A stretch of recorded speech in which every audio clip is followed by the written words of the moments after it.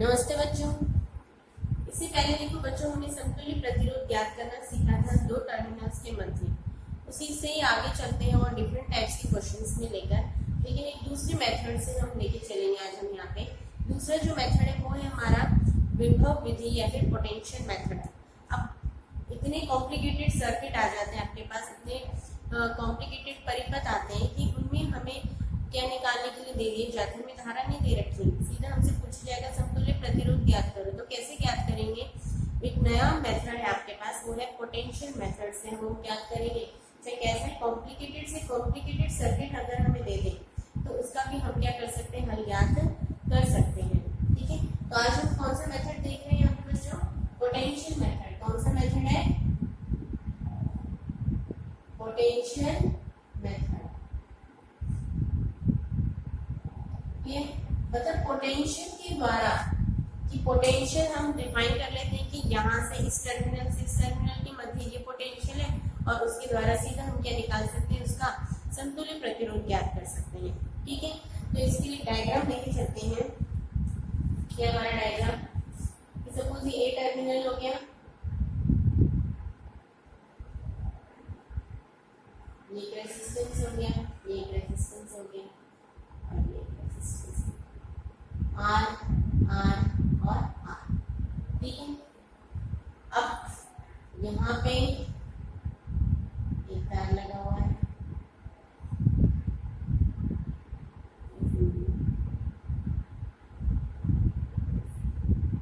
और यहाँ पे इस तरह से एक तार लगा।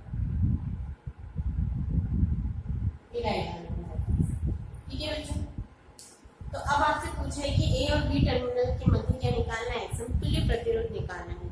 तो ए और बी टर्मिनल के मध्य हम समतुल्य प्रतिरोध बच्चों कैसे निकालेंगे, इसको ध्यान से देखना है हमें कि ए और बी के बीच में कितने रेजिस्टेंस लगे हुए? 3 रेजिस्टेंस लगे हैं, और तीनों का ही प्रतिरोध कितना है? R है। तीनों का प्रतिरोध कितना दे रखा है हमें? R दे रखा है। ठीक है, अब देखो यहाँ पे सबसे पहली चीज तो आप क्या एज्यूम करना है आपको कि ए और बी टर्मिनल के मध्य क्या लगी हुई? इमेजिनरी बैटरी लगी हुई जिसका पोटेंशियल क्या है? V है। ये करना है कि ए और बी टर्मिनल के मध्य आपको इमेजिन करना है, आपको बस सीधे इतना सा डायग्राम दे रखा है। जैसे हमने इमेजिन करा कि ए और बी के मध्य क्या लगी हुई है, ये बैटरी लगी हुई है 20 वोल्ट की। ठीक है, तो जिसकी वजह से ए टर्मिनल में तो वोल्ट कितना हो गया, वोल्टेज कितना हो गया, V हो गया, और बी पे कितना हो गया, 0 हो गया। पता चला आपको? ए पे कितना हो गया, V हो गया, और यहाँ पे कितना हो गया, 0 हो गया। ठीक है, अब जब भी देखो बच्चों यहाँ पर क्या लगाया जाता है, कोई तार लगा दिया जाता है। इसका मतलब तो यही हुआ कि यहाँ पे एक तार था, उसमें आपने प्रतिरोध R लगाया, फिर उसमें प्रतिरोध R लगाया, फिर एक R लगाया, और फिर उसको B से क्या करते हैं, तार को जोड़ दिया। अब उसके अलावा हमने क्या करा कि ए टर्मिनल से एक और तार लिया और उसको लेके इन दोनों प्रतिरोधों के बीच में लगा दिया, दूसरा यहाँ से तार लिया और इन दोनों के बीच में लगा दिया। तो अगर आपको कोई भी इस तरह से दिखाई दे जहाँ पे कोई तार होता है और उस तार में कोई भी किसी प्रकार का, ना ही तो कोई सेल लगी होती है, ना ही तो कोई प्रतिरोध लगा होता है, ना ही कोई संधारित्र लगा होता है, ना ही कैपेसिटर हो, ना ही रेसिस्टर हो, ना ही बैटरी लगी हो, तो ऐसी कंडीशन पे उसमें किसी प्रकार का उसके अंदर जितना विभव पहले होगा उतना ही विभव क्या होगा, आगे होगा, क्योंकि इसमें किसी प्रकार का कोई प्रतिरोध तो लगा हुआ नहीं है कि जो कि क्या करेगा, इसमें पोटेंशियल विभव में क्या करेगा, पतन करेगा, पोटेंशियल में क्या करेगा, ड्रॉप करेगा। तो जितना विभव यहाँ पर है उतना ही विभव क्या होगा, यहाँ होगा। ना ही इसमें कोई संधारित्र लगा हुआ है जिसके कारण क्या होगा, जैसे इसमें से होकर विभव का मान क्या होगी, कमी होगी या वृद्धि होगी। क्लियर? ना ही सेल लगी हुई कि उसके कारण उसमें जैसे ही वो सेल हम लगा देंगे तो सेल के कारण फिर विभव की वैल्यू कभी कम होगी या ज्यादा होगी। क्लियर? इट मींस जब कोई सीधा आपके पास तार लगा हुआ है जिसमें कि कोई एलिमेंट नहीं होता, किसी भी वायर में जिसमें कि कोई एलिमेंट नहीं होता, नो एलिमेंट, एलिमेंट से मतलब ना ही तो R हो, ना ही संधारित्र हो, ना ही क्या हो आपके पास बैटरी हो, इन तीनों में से अगर कोई भी चीजें नहीं लगी हुई है तो उसकी पोटेंशियल ड्रॉप में किसी प्रकार की कोई, ना ही तो कोई परिवर्तन होगी, या हम कह सकते हैं ना ही कोई कमी होगी, ना ही कोई वृद्धि होगी। क्लियर? आगे बात समझ में, बात आपको इसलिए बताई जाए ताकि हम कि सभी टर्मिनल्स में जो कितने आपको यहाँ पे नोड दिखाई दे रहे हैं, कितने बिंदु दिख रहे हैं, एक पॉइंट यहाँ था, एक नोड ये नोड, एक ये रहा और एक ये रहा। नॉड किसे कहते हैं आपने पढ़ा होगा, जहाँ पर एक या एक से ज्यादा शाखाएं आके क्या करती है, मिलती है, तो वो नॉड कहलाता है। ठीक है, तो एक पॉइंट ये रहा पॉइंट। अब एक पॉइंट से हमें क्या निकालना है, पोटेंशियल निकालना है। तो पोटेंशियल के निकालने के लिए हमने सबसे पहला मेथड क्या करा कि अब यहाँ पे देखिए, अब क्योंकि यहाँ पे पोटेंशियल भी था, अब यहाँ पर आ जाओ, यहाँ पर क्या हो गया आपके पास, किसी प्रकार का स्टार में कोई भी एलिमेंट लगा हुआ नहीं है, तो जितना पोटेंशियल यहाँ था उतना ही पोटेंशियल इस पर होगा। कोई एलिमेंट है नहीं जो कि पोटेंशियल में क्या करे, कमी लाए, तो जितना पोटेंशियल यहाँ था उतना ही पोटेंशियल क्या होगा, यहाँ पर होगा। आरी बात समझ में, जितना पोटेंशियल यहाँ था उतना ही पोटेंशियल क्या होगा, यहाँ होगा। ठीक है, यहाँ पे कितना था, जीरो पोटेंशियल था, तो यहाँ पर भी किसी तरह का कोई एलिमेंट नहीं लगा हुआ है, तो यहाँ पे जीरो था, तो यहाँ से लेकर यहाँ तक भी कितना होगा, यहाँ पे भी कितना होगा, जीरो पोटेंशियल होगा। आगे बात समझिए, इट मींस अब हमारे पास कंडीशन हो गई, यहाँ पे भी पोटेंशियल, यहाँ पे जीरो, यहाँ पे भी पोटेंशियल, यहाँ पे जीरो। अब आगे बात समझिए, इट मींस आर जो है वो बी और जीरो के बीच लगा हुआ है, ये आर भी किसके बीच लगा है, बी और जीरो के बीच लगा हुआ है, ये आर भी किसके बीच लगा है, बी और जीरो के बीच लगा है। जब सभी आर प्रतिरोधों के मध्य पोटेंशियल सेम है, इट मींस ये कैसे क्रम में लगे हुए हैं, जब पोटेंशियल सेम होता है तो कैसे क्रम में होते हैं प्रतिरोध, इससे पहले पढ़ चुके हो, कैसे क्रम में होते हैं, वो समांतर क्रम में होते हैं। कैसे क्रम में होते हैं, समांतर क्रम में। तो सीधा इसका डायग्राम हमारे पास आ गया। पोटेंशियल जब हमने ज्ञात कर लिया, यही क्या कहलाता है बच्चों, पोटेंशियल मेथड। की पोटेंशियल के द्वारा आप देख रहे हो कि ये सर्किट में हमारे पास किस प्रकार लगा हुआ है, समांतर क्रम में लगे हुए हैं, श्रेणी क्रम में। पोटेंशियल अलग अलग होता तब तो कैसे होते हैं, ये श्रेणी क्रम में। तो पोटेंशियल मेथड के थ्रू हमने देखा कि ये कैसे क्रम में है, पोटेंशियल तीनों का हमने क्या निकाल लिया, सेम है, इट मींस तीनों का सेम है, तो तीनों कैसे लगे हुए हैं, कैसे लगे हुए हैं, समांतर क्रम में लगे हैं। तो इसका इक्विवेलेंट सर्किट हम बनाएंगे, इसका इक्विवेलेंट सर्किट कैसे बनेगा, ये ए टर्मिनल हो गया, ये बी टर्मिनल, ठीक है।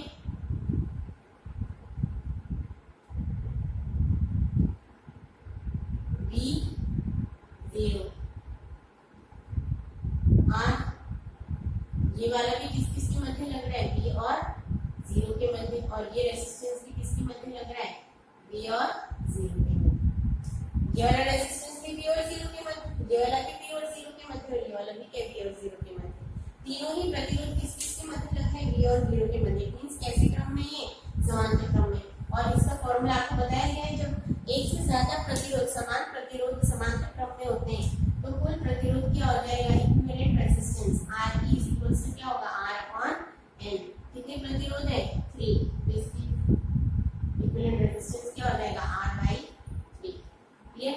तो इस तरह से क्वेश्चन बहुत ज्यादा कॉम्पिटिटिव एग्जाम्स में भी आते हैं, कोई भी डायग्राम दे देंगे और वहां पे आपसे पूछेंगे समतुल्य प्रतिरोध निकालना। तो बच्चों यही बात ध्यान रखनी है कि ऐसे डायग्राम आपको जरूर दिए जाते हैं कि तार लगा दिया, अब आप सोचेंगे कि हाँ भाई ये तो सीधे सीरीज में लगा के कर दो।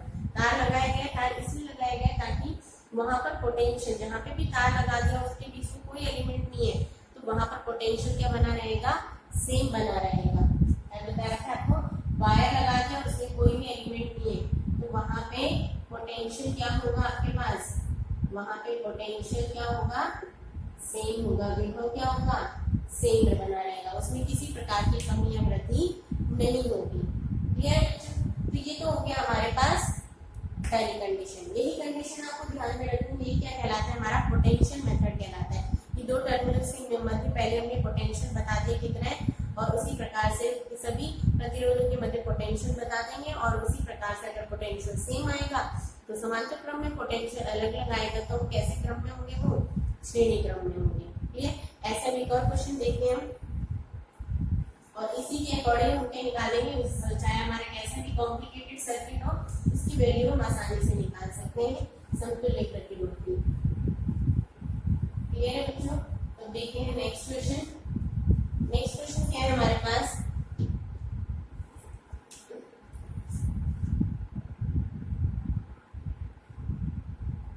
ये सर्किट हो गया,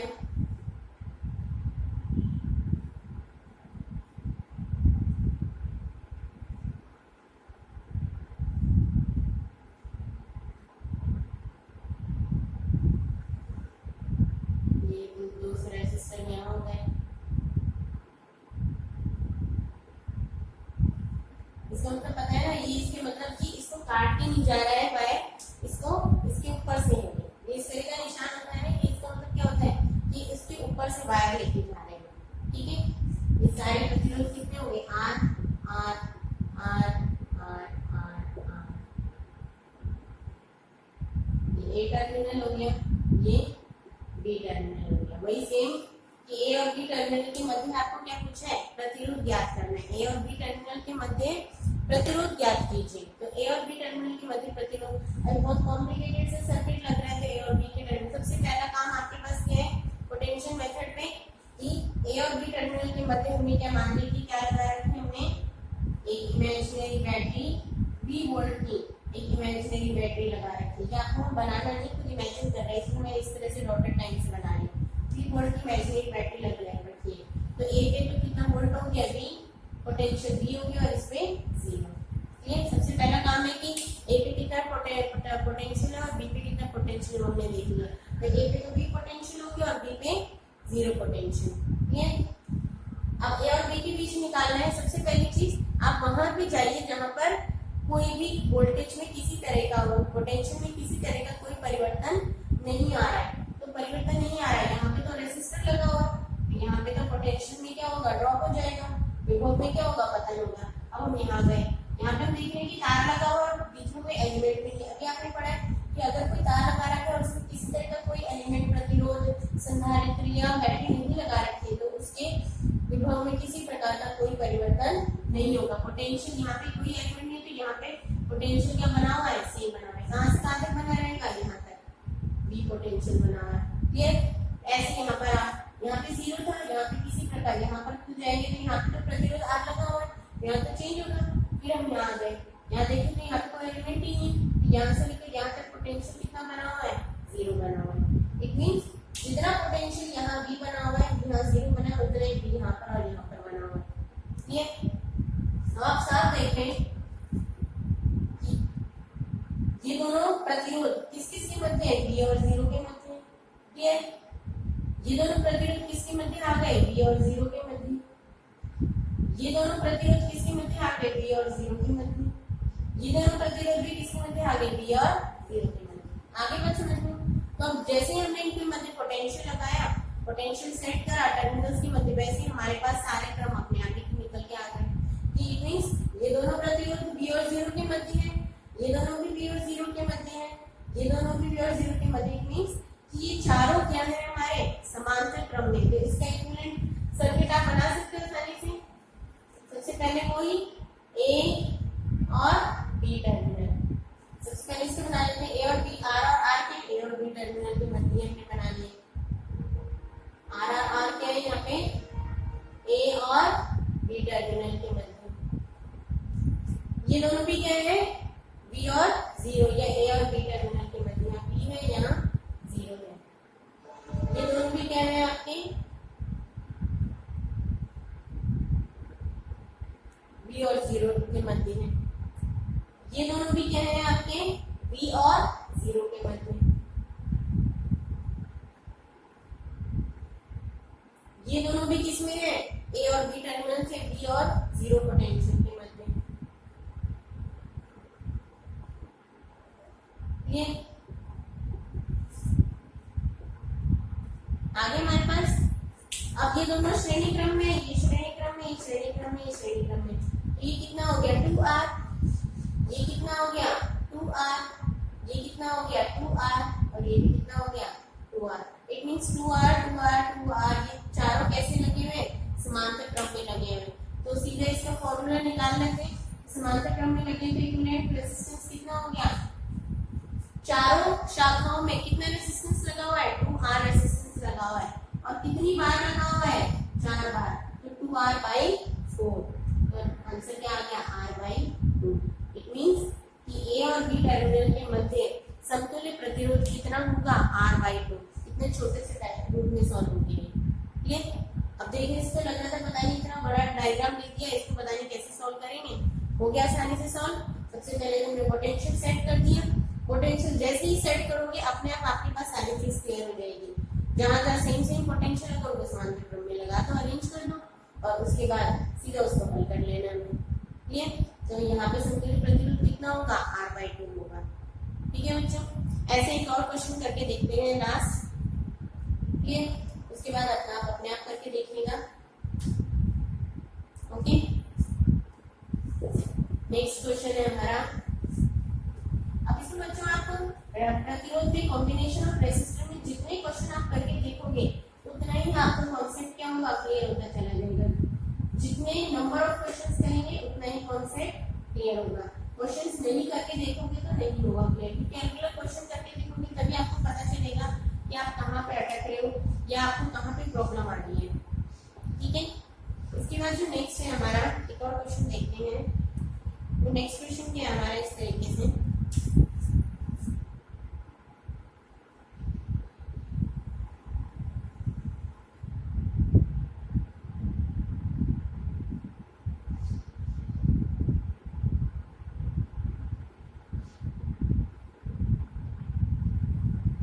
ये एक और रेसिस्टर हो गया, ये ए टर्मिनल आर रेसिस्टेंस है, ये भी आर है, ये भी आर है, ये भी आर है, और यहाँ पे बी टर्मिनल।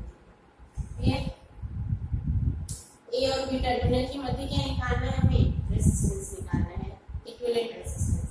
अब देखो बच्चों, इस तरह का क्वेश्चन कैसे सॉल्व होगा, आपको वही सेम चीज, इसमें पोटेंशियल हमने बी मान लिया, इसमें जीरो मान लिया। क्लियर, इसे पोटेंशियल बी मान लिया, इसे जीरो मान लिया। अब जब इसमें जीरो है तो यहाँ से लेकर यहाँ तक देखो कोई एलिमेंट लगा हुआ है, नहीं लगा हुआ है, तो इसमें भी कितना हो गया, जीरो। इस पॉइंट पे यहाँ से लेकर यहाँ तक कोई एलिमेंट लगा हुआ है, नहीं लगा हुआ है, तो इस पॉइंट पे भी कितना हो गया, जीरो। अरे बात समझ, यहाँ से लेकर यहाँ तक कोई एलिमेंट लगा हुआ है, नहीं लगा हुआ, तो यहाँ पे भी कितना हो गया, जीरो, और वापस यहाँ पे आ गया जीरो। इट मीन्स कि इस पूरे सर्कल में, इस तरह से इस पूरे वायर में किसी तरह का कोई एलिमेंट नहीं लगा हुआ है, तो इस पॉइंट पे, इस पॉइंट पे और इस पॉइंट पे सभी पे पोटेंशियल कितना हो गया, जीरो हो गया। यहाँ पे पोटेंशियल क्या है, अभी यहाँ पे कैसे जाएंगे, यहाँ पे प्रतिरोध R लगा हुआ है, तो पोटेंशियल तो सेम ही है, इसकी पोटेंशियल ड्रॉप हो गया।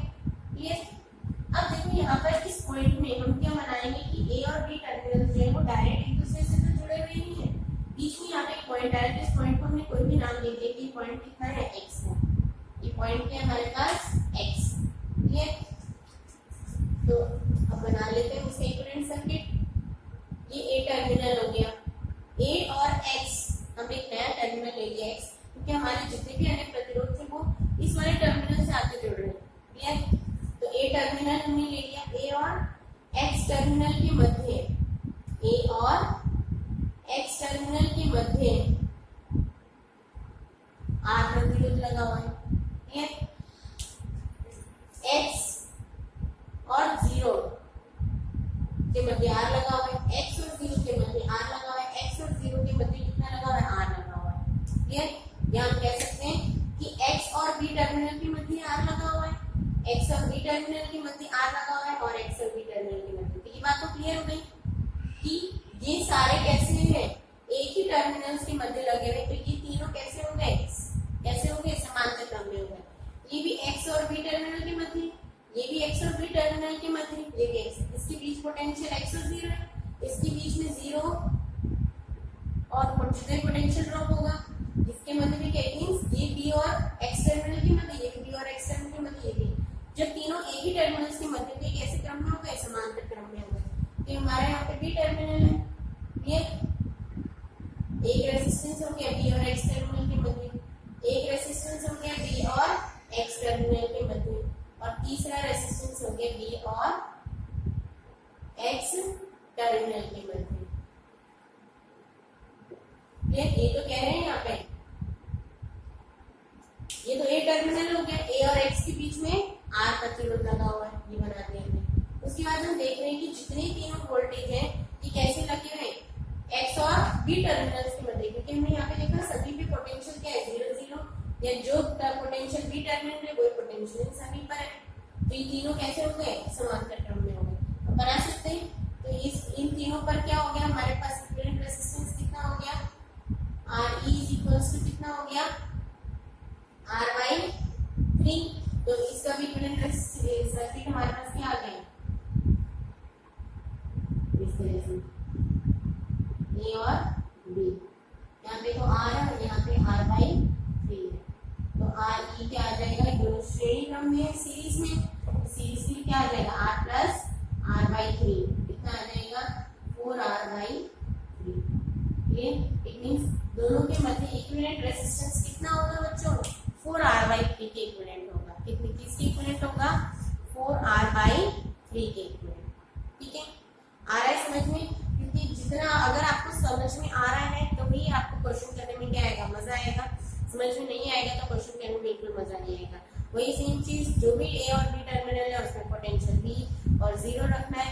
उसके बाद हमें देखना है कि कहाँ पर कोई भी एलिमेंट नहीं लगा है वहाँ पे पोटेंशियल सेम रहेगा, जहाँ पे कोई एलिमेंट लगा हुआ है वहाँ पोटेंशियल में क्या हो जाएगा, परिवर्तन हो जाएगा। क्लियर, तो जहाँ जहाँ पोटेंशियल आपको, जहाँ पर एलिमेंट नहीं दिख रहा वहाँ पे पोटेंशियल सबसे पहले सेट कर लो जितना भी पोटेंशियल है। उसके बाद ए और बी टर्मिनल इक्विवेलेंट सर्किट बनाने के लिए ए और बी टर्मिनल बनाओ और उसमें जो भी रेजिस्टेंस आपके जहाँ पे पोटेंशियल सेम आ रहा है वो सारे समांतर क्रम में हो जाएंगे, जहाँ नहीं आ रहा वो श्रेणी क्रम में हो जाएंगे। सिर्फ इतना सा कॉन्सेप्ट ध्यान में रखना है और अपने आप आपका समतुल्य परिपथ बन जाएगा। और समतुल्य परिपथ बन गया तो समतुल्य प्रतिरोध निकालना भी क्या होता है, बहुत आसान होगा। ठीक है, एक और क्वेश्चन देखिए, उसके बाद एक क्वेश्चन मैं आपको करने के लिए दूंगी। और ऐसा डायग्रामेटिकल क्वेश्चन बहुत बार आया हुआ है, बहुत बार पूछा जाता है। ठीक है बच्चों, ये आपका नेक्स्ट क्वेश्चन।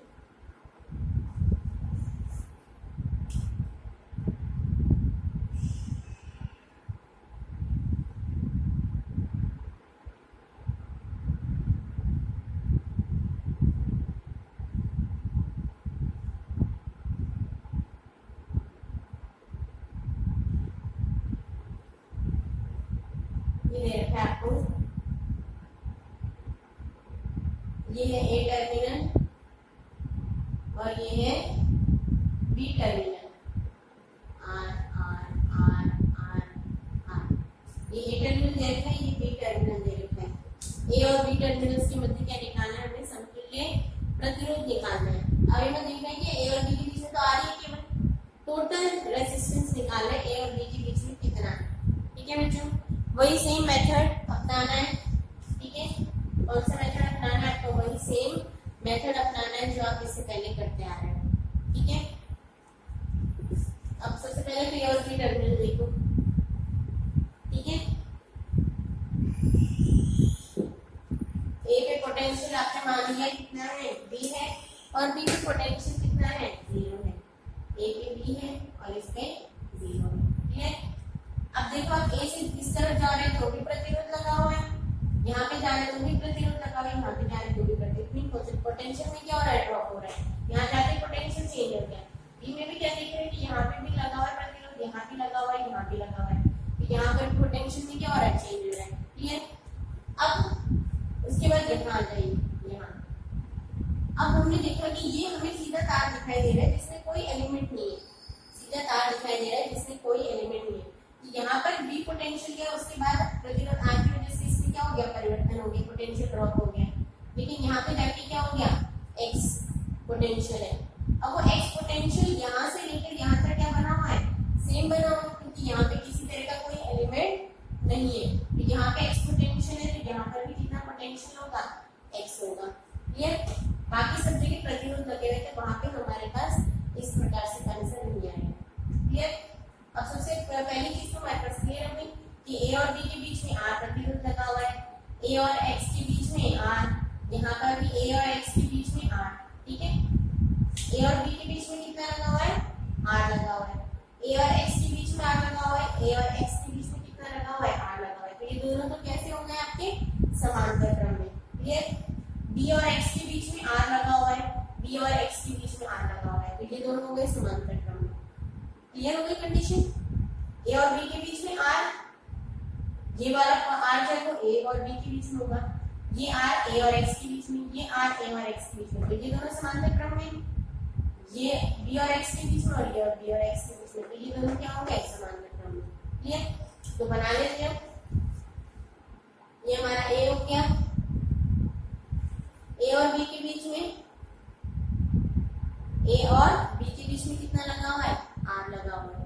क्लियर, उसके बाद ए और एक्स के बीच में कितना लगा हुआ है, इसके बीच में ए और एक्स के बीच में, ठीक है। एक्स यहाँ बना लें, ए और एक्स के बीच में आर लगा हुआ है, और ए और एक्स के बीच में दूसरा क्या लगा हुआ है, ये भी ए और एक्स के बीच में, क्लियर। इसी तरह से बी और एक्स के बीच में क्या लगा हुआ है, आर लगा हुआ है, बी और एक्स के बीच में आर लगा हुआ है, और इसी तरह से बी और एक्स के बीच में भी क्या लगा हुआ है, आर लगा हुआ है। इस तरह से बन गया हमारे पास सर्किट। इसको चाहे तो आप ऊपर भी बना सकते हैं, कैसे भी बना सकते हैं, ठीक है, लेकिन पैरेलल बन रहे हैं, ठीक है। ए और बी के बीच में आर, ए और एक्स के बीच में आर, यहाँ तक प्रतिरोध सेम ही रहेगा, ए और एक्स के बीच में आर, बी और एक्स के बीच में आर, इसके बीच में आर, ठीक है। तो इन दोनों को सॉल्व करेंगे तो कितने हो गए, 2r। इन दोनों को सॉल्व करेंगे कितना हो गया, 2r। तो इसके इक्विवेलेंट सर्किट बना लो। ए टर्मिनल ये कितना आ गया हमारे पास, 2r, बीच में x, ये भी कितना आ गया, 2r, बन गया इस तरह से। अब ये दोनों क्या है, श्रेणी क्रम में तो 2r क्या हो गया आपके पास, 4r हो गया। ये दोनों मिला के कितना हो गया, श्रेणी क्रम में कितना हो गया, 4r। एक और इक्विवेलेंट सर्किट बन गया हमारे पास, a और b, ये कितना हो गया, 4r और ये r। अब ये दोनों कैसे रखे, समांतर क्रम में, तो समांतर क्रम में तो इसको हल कर लो, क्या हो गया हमारे पास, 4r into r upon 4r plus r, कितना हो गया,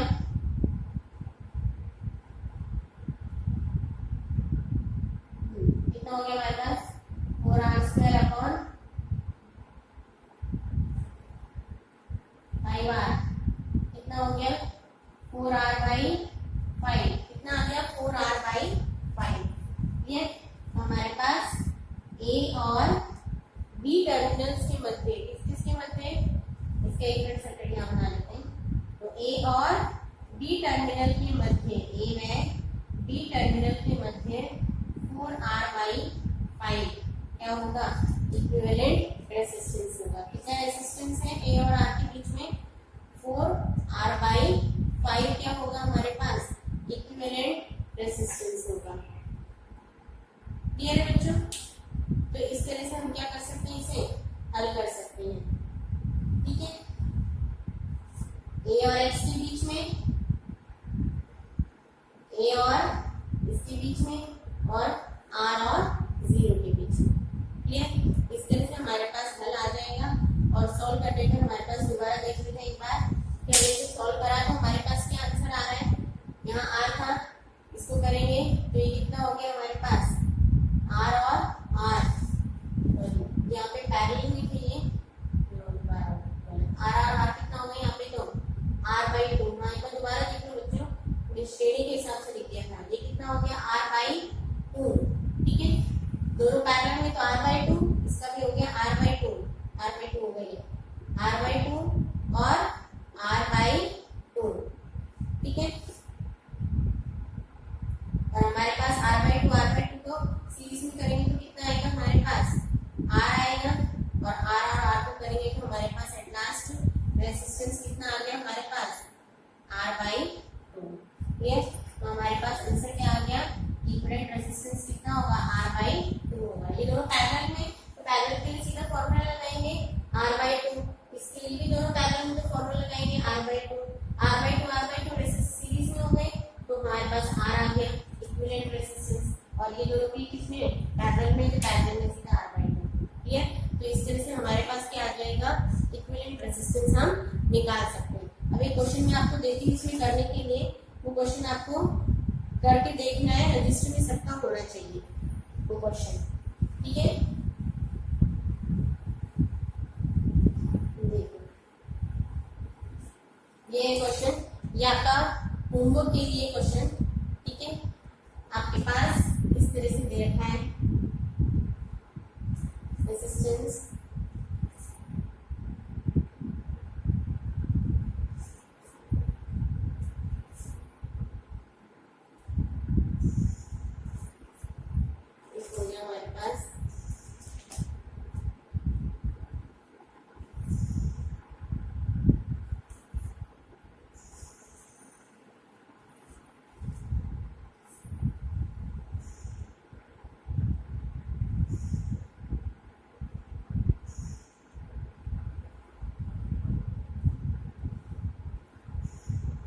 ए और बी टर्मिनल, उनके रेसिस्टेंस कितने हैं देख लेते हैं। रेसिस्टेंस दे रखे आपको 6, 12, 4, 6, 12, 4 और 2 and 1, 2 and 1।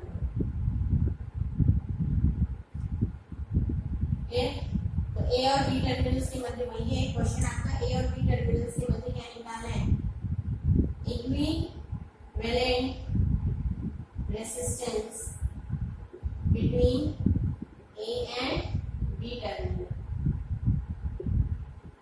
या आपको खुद करके देखना है और बताना है कि इसका आंसर क्या आता है। क्लियर, खुद करके देखना है और वही सेम तरीका अपनाना है, ए और बी पे पोटेंशियल सेट करना है आपको और उसके बाद सॉल्व करना है। क्लियर, करके देखना। लगभग कॉम्बिनेशन ऑफ रेसिस्टर के आपको बहुत सारे क्वेश्चन याद है, इसके बाद पढ़ेंगे नेक्स्ट टॉपिक अपना। क्लियर।